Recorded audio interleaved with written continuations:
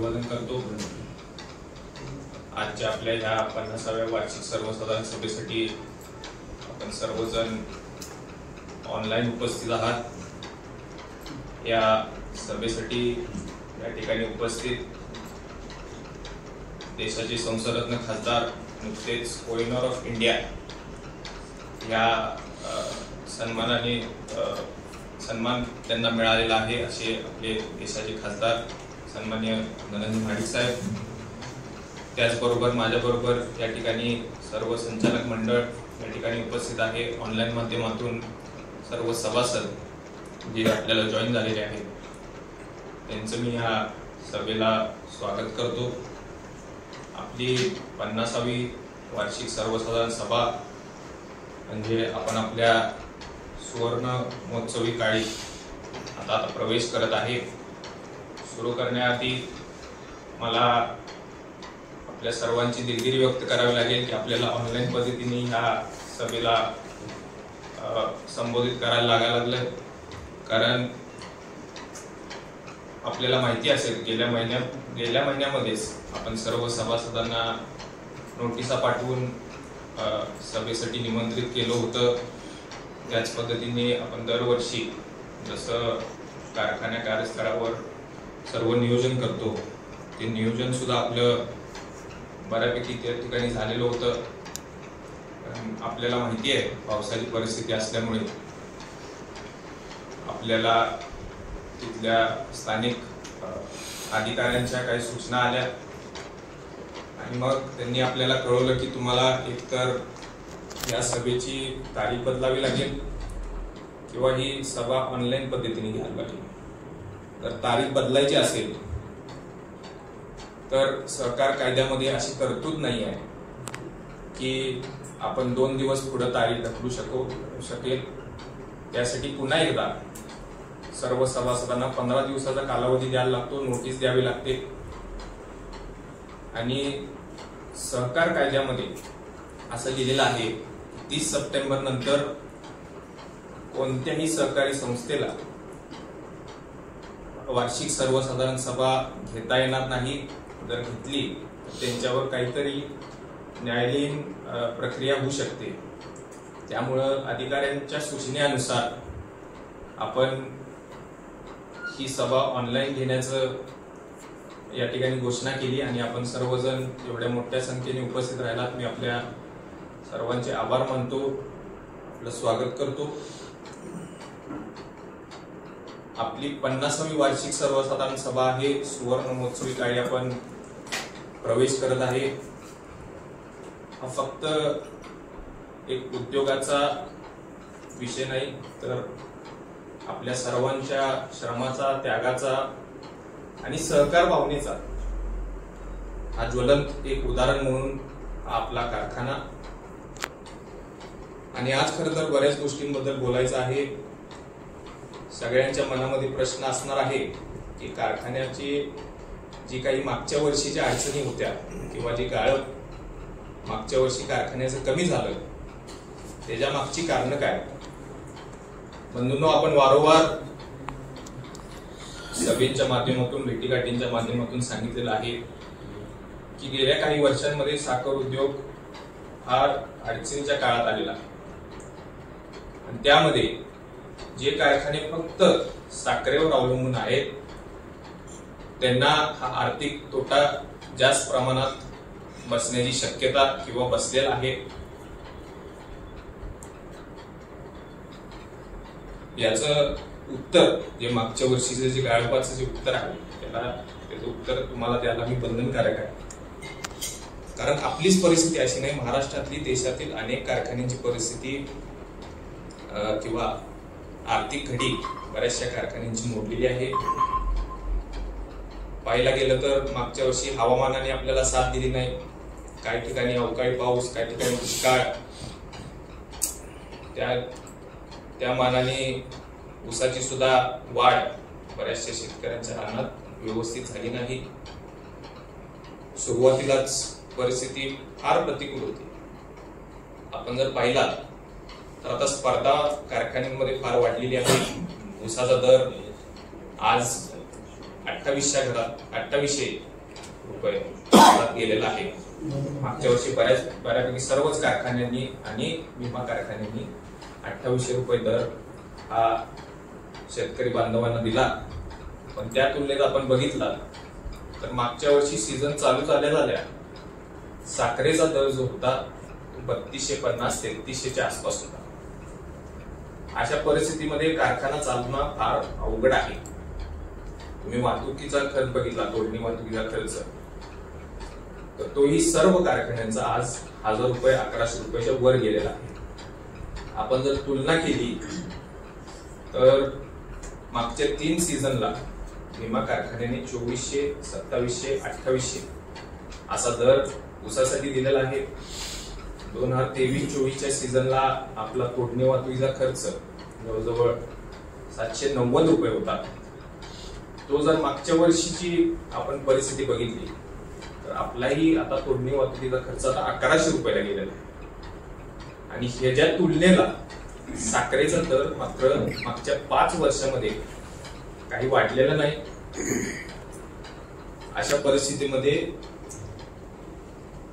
कारखाना चालवणं फार अडचणीचं आहे. आणि मग ह्याला सोल्युशन काय, ह्याला उत्तर काय, ह्याबद्दल मी पुढे शेवटी जरासं बोलणार आहे. पण अशी परिस्थिती असताना महाडिक परिवाराची काय भूमिका राहिलेली आहे तेही मला तुम्हाला सर्वांना सांगावं लागेल. कारण आज बरंच काही टीका टिप्पणी महाडिक परिवारावर होते आणि खासदार साहेबांना सुद्धा कदाचित आवडणार नाही मी सांगितले. पण गेले जवळजवळ 14 वर्ष विमा कारखान्याची सत्ता महाडिक परिवाराकडे आहे. आणि जेव्हा केव्हा कारखान्यावर आर्थिक संकट आलं, मग ते 2015-16चा सीझन असेल, 2017 मध्ये, 2019 मध्ये, 2021, मागच्या वर्षी 2024 मध्ये आणि ह्या वर्षी सुद्धा जेव्हा केव्हा कारखाना अडचणीत आला त्यावेळी स्वतः निधी गुंतवून साहेबांनी कारखान्याची सर्व देणी भागवण्याचं काम केलेलं आहे. की मग शेतकऱ्यांची ऊसबिला असतील, पगार असतील, मेंटेनन्सचा खर्च असेल, तोडणी वाहतुकीचा खर्च असेल, हे सर्व काही साहेबांनी वेळोवेळी कारखान्याला पुरवठा केलेला आहे. आणि मग काही जण म्हणतात की बिना पुरावा असता काही लोक म्हणतात की कारखान्यामध्ये भ्रष्टाचार झाला. मी तुम्हाला सांगू इच्छितो, स्वतःच्या पैशाने कोण भ्रष्टाचार करू शकत नाही. हा कारखाना हा कैलासवासी भीमराव दादा महाडिक यांनी उभा केलेला कारखाना आहे. याला जेव्हा केव्हा मदत लागेल तेव्हा महाडिक परिवार या कारखान्याची देखभाल करायला फार सक्षम आहे, हे मला सर्व सभासद बंधूंना सांगायचं. आणि मग आता नवीन एक टीका टिप्पणी चालू केली की कारखाना आता मल्टी स्टेट अथवा खाजगी झालेला आहे. तर अथवा शब्द कुठून आला मला माहित नाही, पण भीमा कारखाना आता मल्टी स्टेट सहकारी साखर कारखाना झालेला आहे, ही वस्तुस्थिती आहे. आणि मल्टी स्टेट म्हणजे काय, तर बंधूंनो, मल्टी स्टेट याचा अर्थ एवढाच आहे की आपला आता कार्यक्षेत्र वाढलेलं आहे. जास्त शेतकरी आपल्या कारखान्याला ऊस घालू शकतील, सामील होऊ शकतील, आपल्याला सभासद वाढवता येतील, जास्त क्षेत्र आपल्याला व्यापता येईल. पण सहकार्याची रचना जी आहे ती जशीच तशी राहणार आहे. आपले अधिकार, आपले नियम हे आता केंद्र शासनाच्या अधिकारात आलेले आहेत आणि केंद्र शासनाचे नियम तर अजून फार कडक आहेत, अजून स्ट्रिक्ट त्यांचे नॉर्म्स त्या ठिकाणी आहेत. आणि सगळ्यात मोठा फायदा आपल्याला मल्टी स्टेट केल्यामुळे काय होतो, तर साहेब आता आपल्या देशामध्ये सर्वोच्च पदावर आहेत, सर्वोच्च संसदेत आहेत. त्यांचं दिल्लीचं कामकाज हे फार मोठ्या प्रमाणात आहे. आपण सर्वजण पाहता, मोठ्या नेते मंडळींबरोबर त्यांचं उठणं बसणं असतं, त्यांचं संभाषण असतं. आणि म्हणून हा मल्टी स्टेट झाल्यामुळे आपल्याला केंद्रातले काही योजनांचा अशा प्रकारे लाभ घेता येईल ज्यांनी हा कारखाना अजून गतिमान प्रगती करेल. आणि मग हे झाल्यामुळे एक फार मोठा फायदा आपल्याला जो झालेला आहे, मला तो तुम्हाला या ठिकाणी सांगायचा आहे। फार एक गोड बातमी आपल्या सर्वांना मला सांगायची की गेले 2-3 वर्ष झालं मी ज्या योजनेसाठी, ज्या प्रकल्पासाठी काम करतोय, आपल्या कारखान्यावर मी जसं मगाशी म्हणलं की साखरेवर अवलंबून असणारी कारखान्याची परिस्थिती फार वाईट आहे। आणि मग ह्याला जर आपल्याला कुठं जर शोधायचं असेल, सोल्युशन काय तर काढायचं असेल, तर आपल्याला डिस्टिलरी प्रकल्पाकडे वळावं लागेल।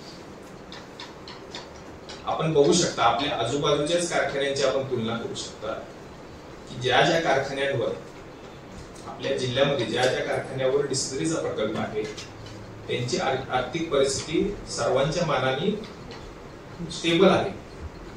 आणि म्हणून मला या ठिकाणी तुम्हाला सांगताना सर्वांना आनंद होतोय की आपल्या कारखान्यावर 2 लाख लिटर प्रतिदिन क्षमतेची एक डिस्टिलरी प्रकल्प आपण उभा करत आहोत, त्याची मंजुरी आपल्याला मिळालेली आहे। हा प्रकल्प डायरेक्ट ज्यूस टू एथेनॉल अशा पद्धतीचा असणार आहे आणि ऑफ सीझन मध्ये मोलॅसिस पासून एथेनॉल आपण निर्माण करू शकेल अशा पद्धतीचा असणार आहे। म्हणजे जो ऊस कारखान्याला येतो त्याचं डायरेक्ट प्रोसेसिंग आपण एथेनॉलला कसं करू शकेल, आणि मग हा प्रकल्प 2 लाख लिटर प्रतिदिन क्षमतेचा हा आपल्या परिसरातला सर्वात मोठा प्रकल्प असणार आहे, हेही मला सांगायला फार आनंद होतोय। हा डिस्टिलरी प्रकल्प आपल्यासाठी फार महत्वाचा का आहे, तर आपण जो आज ऊसाचा दर सोलापूर जिल्ह्यात बाकी इतर कारखान्यांच्या तुलनेला देतो, हा डिस्टिलरी प्रकल्प झाल्यावर शेतकऱ्यांच्या ऊसापासून डायरेक्ट आपण इंधन निर्माण केल्यावर जो आपण दर देऊ शकणार, तो कोल्हापूरच्या कारखान्याच्या तुलनेला आपण त्या ठिकाणी आपल्या शेतकरी सभासदांच्या ऊसाला देऊ शकणार आहे।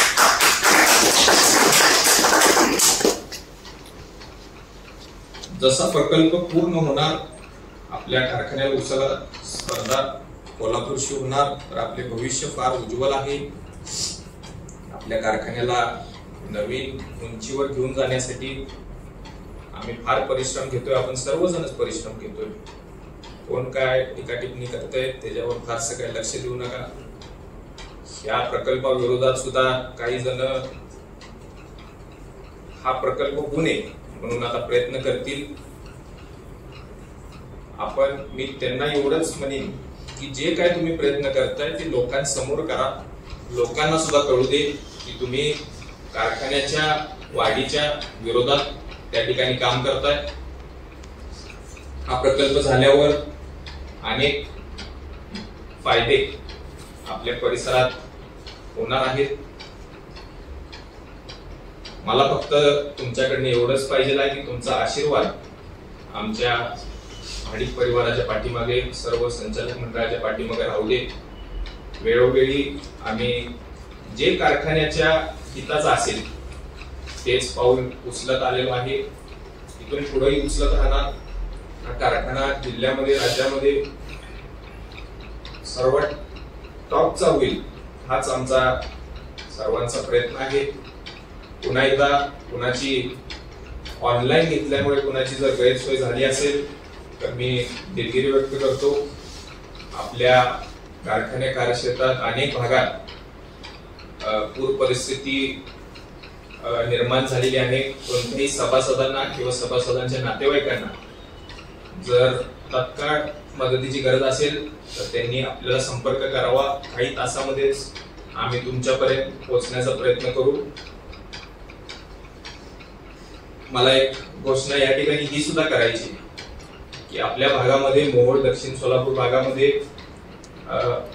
काही शेतकरी बांधव आहेत, त्यांच्यासाठी साहेबांनी 50 लाख रुपयाची मदत ही सुद्धा स्वनिधीतून घोषणा साहेबांनी केलेली आहे। काही सभासद जर इच्छुक असतील जे या आमच्या उपक्रमामध्ये सहभागी होऊ इच्छित आहेत त्यांनी सुद्धा आम्हाला संपर्क करावा. काही दिवसामध्ये आम्ही या पूरग्रस्तांच्या भेटीसाठी, त्यांना मदत पुरवण्यासाठी त्या ठिकाणी पोहोचणार आहे. तर जास्तीत जास्त सभासदांनी सहभागी व्हा एवढीच मी आपल्याला विनंती करतो. आपण सर्वजण या मीटिंगला उपस्थित राहिलात त्याबद्दल आपल्या सर्वांचे आभार मानतो.